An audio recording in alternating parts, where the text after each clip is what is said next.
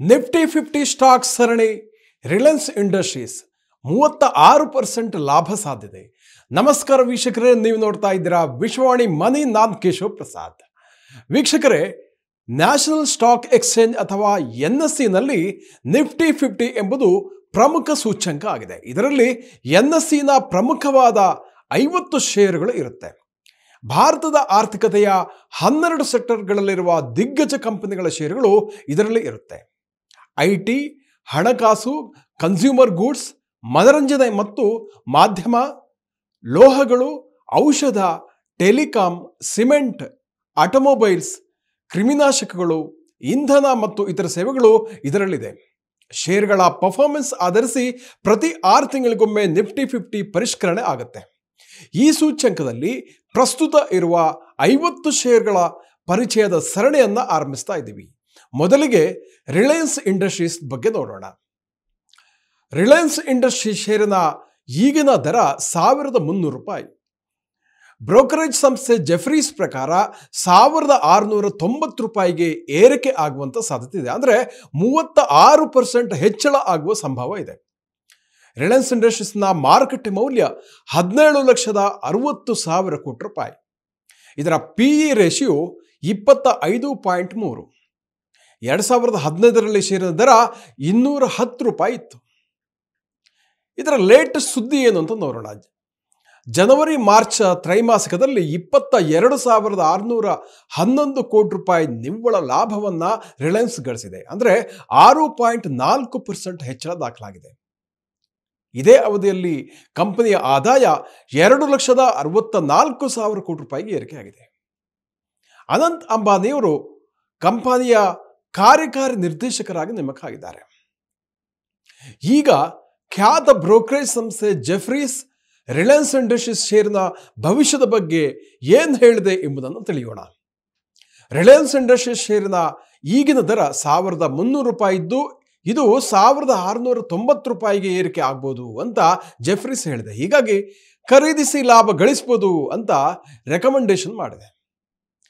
Reliance industries ಷೇರು 2024ರಲ್ಲಿ under ಪರ್ಫಾರ್ಮೆನ್ಸ್ನಲ್ಲಿತ್ತು. ಅಂದರೆ last year 15% ನಷ್ಟದಲ್ಲಿತ್ತು. ಕಂಪನಿಯ retail ಬಿಸ್ನೆಸ್ನ medium term ಬೆಳವಣಿಗೆ ಬಗ್ಗೆ ಒಂದಷ್ಟು ಕಳವಳ ಕೂಡ ಇತ್ತು.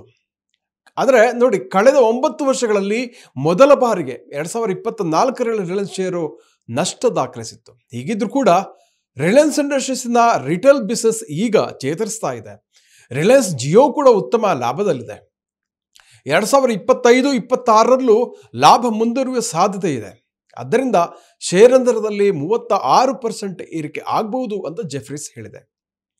ಇನ್ನು ಮತ್ತೊಂದು ಬ್ರೋಕರೇಜ್ ಸಂಸ್ಥೆ ಮಿರಾಯ್ ಅಸೆಟ್ ಸೆಕ್ಯೂರಿಟೀಸ್, ಅದು ಕೂಡ ರಿಲಯನ್ಸ್ ಇಂಡಸ್ಟ್ರೀಸ್ ಷೇರಿನ ದರ 57% ಏರಿಕೆ ಆಗ್ಬೋದು ಅಂತ ಹೇಳಿದೆ. ಅಂದರೆ ಈಗಿನ ₹1,300ಗಳಿಂದ ₹1,950 ಏರಿಕೆ ಆಗ್ಬೋದು ಅಂತ ಹೇಳಿದೆ. ಅಂದರೆ ಒಟ್ಟಾರೆಯಾಗಿ ಒಂದು ಪಾಸಿಟಿವ್ ರಿಪೋರ್ಟ್ಗಳಿದೆ.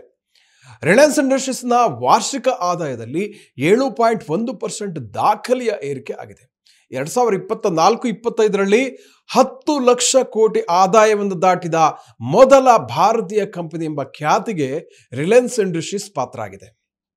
ಇನ್ನು ರಿಲಯನ್ಸ್ ಜಿಯೋ ನಿಮಗೆಲ್ಲ ಗೊತ್ತೇ ಇದೆ, ಟೆಲಿಕಾಂ ಸೆಕ್ಟರ್ನ ಪ್ರಮುಖ ಕಂಪನಿ. ಇದು ಕೂಡ ಲಾಭದಲ್ಲಿದ್ದು ಜನವರಿ ಮಾರ್ಚ್ ಅವಧಿಯಲ್ಲಿ ₹7,023 ಕೋಟಿ ನಿವ್ವಳ ಲಾಭವನ್ನು ಗಳಿಸಿದೆ. 25% ಇನ್ಕ್ರೀಸ್.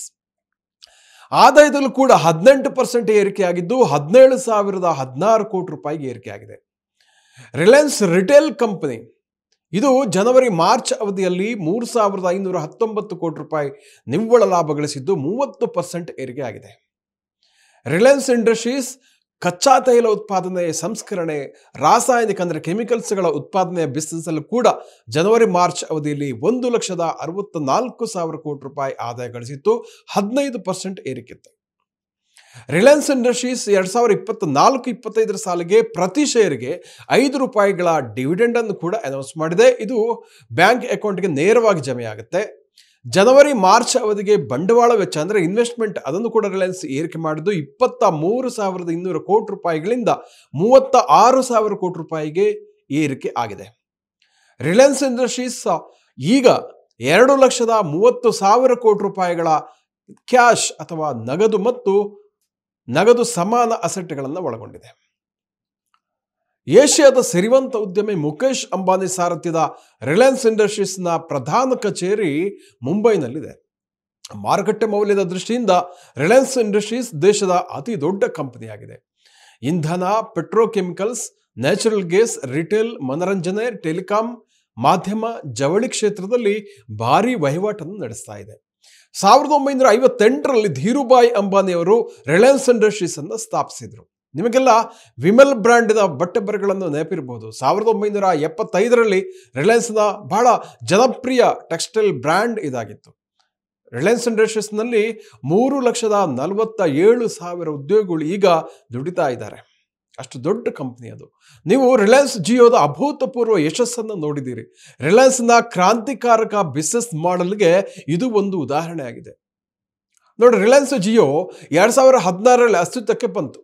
ಭಾರತೀಯರಿಗೆ ಅಗ್ಗದ ದರದಲ್ಲಿ ಬ್ರಾಡ್ಬ್ಯಾಂಡ್ ಸೇವೆ ಒದಗಿಸಲಿಕ್ಕೆ ಡೇಟಾ ದರಗಳನ್ನು ಗಣನೀಯವಾಗಿ ಕಡಿತಗೊಳಿಸಿತು. ಈ ಮೂಲಕ ಭಾರತದಾದ್ಯಂತ ಡಿಜಿಟಲ್ ಕ್ರಾಂತಿಯನ್ನೇ ಸೃಷ್ಟಿಸಿತು. ಭಾರತದ ಡಿಜಿಟಲ್ ಯಾತ್ರೆಯನ್ನ 2 ಕಾಲಘಟ್ಟದಲ್ಲಿ ವಿಭಾಗ ಮಾಡಬಹುದು. ಜಿಯೋ ಪೂರ್ವ ಮತ್ತು ಜಿಯೋದ ನಂತರದ ಕಾಲಘಟ್ಟ ಅಂತ ಹೇಳ್ಬೋದು. ಜಿಯೋ ಬರೋದಕ್ಕಿಂತ ಮುಂಚೆ ಭಾರತವು ಮೊಬೈಲ್ ಡೇಟಾ ಬಳಕೆಯಲ್ಲಿ ವಿಶ್ವದಲ್ಲಿ 155ನೇ ಸ್ಥಾನದಲ್ಲಿತ್ತು. ಅಷ್ಟು ಹಿಂದುಳಿದಿತ್ತು. ಜಿಯೋ ಬಂದ ಮೇಲೆ ಕೇವಲ 1 ವರ್ಷದಲ್ಲಿ ಮೊಬೈಲ್ ಡೇಟಾ ಬಳಕೆಯಲ್ಲಿ ಭಾರತ ಮೊದಲ ಸ್ಥಾನಕ್ಕೆ ಏರಿತು. ಈ ವಿಷಯದಲ್ಲಿ ಅಮೆರಿಕ, ಬ್ರಿಟನ್ ಅನ್ನು ಕೂಡ ಭಾರತ ಇವತ್ತು ಹಿಂದಿಕ್ಕಿದೆ. ಭಾರತದಲ್ಲಿ 15 ಕೋಟಿಗೂ ಹೆಚ್ಚು ಮಂದಿ ಜಿಯೋ ಸಬ್ಸ್ಕ್ರೈಬ್ಸ್ ಅನ್ನು ಪಡೆದಿದ್ದಾರೆ. ಅಷ್ಟು ದೊಡ್ಡ ಮಟ್ಟದಲ್ಲಿ ರಿಲಯನ್ಸ್ ಜಿಯೋ ಬೆಳೆದು ಬಿಟ್ಟಿದೆ. ಇವತ್ತು ರಿಲಯನ್ಸ್ ಇಂಡಸ್ಟ್ರೀಸ್ ಶೇರಿನ ಯಶೋಗಾಥೆ ಬಹಳ ಇಂಟ್ರೆಸ್ಟಿಂಗ್ ಆಗಿದೆ. ದೀರ್ಘಕಾಲೀನವಾಗಿ ಅಂದರೆ ಲಾಂಗ್ ಟರ್ಮ್ಗೆ ಇನ್ವೆಸ್ಟ್ ಮಾಡೋರಿಗೆ ಲಾಭವನ್ನು ಕೊಟ್ಟಿದೆ. ಅದು ಎಷ್ಟು ಅಂತಂದು ಹೇಳ್ತೀವಿ. 1977ರಲ್ಲಿ ರಿಲಯನ್ಸ್ ಇಂಡಸ್ಟ್ರೀಸ್ IPO ನಡೆದಾಗ, ಶೇರ್ ಮಾರ್ಕೆಟ್ ಪ್ರವೇಶ ಮಾಡಿದಾಗ ಅದರ ಶೇರ್ ದರ 10 ರೂಪಾಯಿ ಇತ್ತು. ಆಗ 7 ಪಟ್ಟು ಓವರ್ ಸಬ್ಸ್ಕ್ರೈಬ್ ಆಗಿತ್ತು. ಅಂದರೆ IPO ಮುಗಿದ ಮೇಲೆ 1978ರಲ್ಲಿ 50 ರೂಪಾಯಿ ಇತ್ತು. 1980ಕ್ಕೆ 104 ರೂಪಾಯಿಗೆ ಏರಿಕೆ ಆಗುತ್ತೆ. ಹಾಗೆ ಅದು ಏರ್ತಾ ಹೋಗುತ್ತೆ.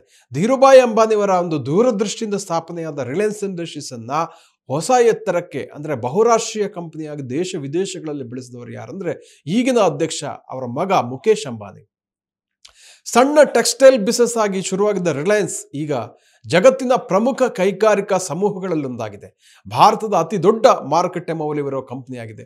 ರಿಲಯನ್ಸ್ ಇಂಡಸ್ಟ್ರೀಸ್ ಶೇರು ವರ್ಷಕ್ಕೆ ಸರಾಸರಿ 19% ರಿಟರ್ನ್ಸ್ ಅನ್ನ ಇತಿಹಾಸದಲ್ಲಿ ಕೊಟ್ಬಿಟ್ಟಿದೆ. ಮೊದಲಾಗಿ ಜಿಯೋ ಪ್ಲಾಟ್ಫಾರ್ಮ್ ಲಿಮಿಟೆಡ್, ಇದು ರಿಲಯನ್ಸ್ನ ಡಿಜಿಟಲ್ ಮತ್ತು ಟೆಲಿಕಾಂ ವಿಭಾಗ ಆಗಿದೆ. ಇದರಲ್ಲಿ ಇರುವಂತಹ ಇತರ ಸಂಸ್ಥೆಗಳು ಯಾವುದಪ್ಪ ಅಂತಂದ್ರೆ ರಿಲಯನ್ಸ್ ಜಿಯೋ ಇನ್ಫೋಕಾಮ್ 4G ಮತ್ತು 5G ಮೊಬೈಲ್ ಸರ್ವಿಸ್ ಅನ್ನು ಇದು ಕೊಡುತ್ತೆ. ಜಿಯೋ ಮಾರ್ಟ್, ಇದು ಆನ್ಲೈನ್ ದಿನಸಿ ಶಾಪಿಂಗ್ ಪ್ಲಾಟ್ಫಾರ್ಮ್ ಆಗಿದೆ. ರಿಲಯನ್ಸ್ ರಿಟೇಲ್ ವೆಂಚರ್ಸ್ ಲಿಮಿಟೆಡ್ ಇದೆ. ಇದು ರಿಲಯನ್ಸ್ನ ರಿಟೇಲ್ ವ್ಯಾಪಾರ, ಚಿಲ್ಲರೆ ವ್ಯವಹಾರಗಳನ್ನು ನಡೆಸುತ್ತೆ. ರಿಲಯನ್ಸ್ ಫ್ರೆಶ್ ನೀವು ಕೇಳಿರ್ಬೋದು, ದಿನಸಿ ಅಂಗಡಿಗಳು. ರಿಲಯನ್ಸ್ ಡಿಜಿಟಲ್ ಎಲೆಕ್ಟ್ರಾನಿಕ್ಸ್ ಮಳಿಗೆಗಳು. ಅಜಿಯೋರ್ ಆನ್ಲೈನ್ ಫ್ಯಾಷನ್ ಶಾಪಿಂಗ್ ಮಾಲ್ಗಳು. ರಿಲಯನ್ಸ್ ಪೆಟ್ರೋಲಿಯಂ ಲಿಮಿಟೆಡ್, ಇದು ತೈಲ ಸಂಸ್ಕರಣಾ ಬಿಸಿನೆಸ್ ಅನ್ನು ನಡೆಸುತ್ತೆ. ರಿಲಯನ್ಸ್ ಲೈಫ್ ಸೈನ್ಸ್ ಅಂತ ಇದೆ, ಇದು ಹೊಸ ಔಷಧಿಗಳನ್ನು ಡೆವಲಪ್ ಮಾಡುತ್ತೆ. ಜೈವಿಕ ತಂತ್ರಜ್ಞಾನದ ಮೇಲೆ ಕೂಡ ಸಾಕಷ್ಟು ಸಂಶೋಧನೆಗಳನ್ನು ಮಾಡಿಸುತ್ತೆ. ನೆಟ್ವರ್ಕ್ 18 ಮೀಡಿಯಾ, ಇದು ನಾನಾ ಬಗೆಯ TV ಚಾನಲ್ಗಳು ಮತ್ತು ಸುದ್ದಿ ವೆಬ್ಸೈಟ್ಗಳು, ಸುದ್ದಿ ನ್ಯೂಸ್ ಚಾನಲ್ಗಳನ್ನು ನಡೆಸುವಂತಹ ರಿಲಯನ್ಸ್ನ ಮಾಧ್ಯಮ ಸೇವೆಯ ವಿಭಾಗ ಆಗಿದೆ. ರಿಲಯನ್ಸ್ ಇಂಡಸ್ಟ್ರಿಯಲ್ ಇನ್ಫ್ರಾಸ್ಟ್ರಕ್ಚರ್ ಲಿಮಿಟೆಡ್, ಇದು ರಿಲಯನ್ಸ್ನ ವ್ಯವಹಾರಗಳಿಗೆ ಸಂಬಂಧಪಟ್ಟಂತಹ ಮೂಲ ಸೌಕರ್ಯಗಳನ್ನು ಒದಗಿಸುತ್ತೆ. Reliance strategic business ventures limited ಅಂತ ಇದೆ. ಇದು ಏನು ಮಾಡುತ್ತೆ ಅಂದರೆ ಹೊಸ ವ್ಯಾಪಾರ ಅವಕಾಶಗಳಲ್ಲಿ, ಸ್ಟಾರ್ಟ್ಅಪ್ಗಳಲ್ಲಿ ಸಾಕಷ್ಟು ಇನ್ವೆಸ್ಟ್ಮೆಂಟನ್ನು ಮಾಡುತ್ತೆ ಮತ್ತು ಅದನ್ನು ನಿರ್ವಹಿಸುತ್ತೆ. ಈ ರೀತಿಯಾಗಿ ರಿಲಯನ್ಸ್ ಇಂಡಸ್ಟ್ರೀಸ್ ಇವತ್ತು ಬಹಳ ದೊಡ್ಡ ಮಟ್ಟದಲ್ಲಿ ಬೆಳೆದಿರುವಂತಹ ಕೈಗಾರಿಕಾ ಸಮೂಹ ಆಗಿದೆ ಮತ್ತು ಇದರ ಗ್ರೋತ್ ಪೊಟೆನ್ಷಿಯಲ್ ಕೂಡ ಬಹಳ ದೊಡ್ಡ ಮಟ್ಟದಲ್ಲಿದೆ. ಹೀಗಾಗಿ ಬಹುತೇಕ ಎಲ್ಲ ಬ್ರೋಕರೇಜ್ ಸಂಸ್ಥೆಗಳು ರಿಲಯನ್ಸ್ನ ಶೇರಿನ ಬೆಳವಣಿಗೆ ಬಗ್ಗೆ ಸಾಕಷ್ಟು ದೊಡ್ಡ ಮೊತ್ತದ ಒಂದು ಆಕಾಂಕ್ಷೆಯನ್ನು ಅಥವಾ ಮಹತ್ವಾಕಾಂಕ್ಷೆಯನ್ನು ಇದೆ. ಅಂದರೆ 36%ದಿಂದ ಕ್ಕೂ ಹೆಚ್ಚಿನ ಪರ್ಸೆಂಟೇಜ್ ವೇಗದಲ್ಲಿ ಇದರ ಷೇರು ಹೂಡಿಕೆದಾರರಿಗೆ ಲಾಭ ಕೊಡುತ್ತೆ ಅಂತ ಎಲ್ಲ ಬ್ರೋಕರೇಜ್ ಸಂಸ್ಥೆಗಳು ಇದರ ಬಗ್ಗೆ ಒಂದು ಭವಿಷ್ಯವನ್ನು ನಡೆದಿದೆ. ವೀಕ್ಷಕರೇ, ಇಂತಹ ಮತ್ತಷ್ಟು ಉಪಯುಕ್ತ ವಿಡಿಯೋಗಳಿಗೆ ವಿಶ್ವವಾಣಿ ಮನಿ ಯೂಟ್ಯೂಬ್ ಚಾನಲನ್ನು ವೀಕ್ಷಿಸಿ ಹಾಗೂ ನಿಮ್ಮ ಕಮೆಂಟ್ಗಳನ್ನು, ಹೇಳಿಕೆಗಳನ್ನು ಕೂಡ, ಪ್ರತಿಕ್ರಿಯೆಯನ್ನು ಕೂಡ ಕಮೆಂಟ್ ಬಾಕ್ಸ್ನಲ್ಲಿ ತಿಳಿಸಿ ಅಂತ ಕೇಳ್ಕೊಳ್ತಾ ಇದ್ದೀನಿ. ವಂದನೆಗಳು.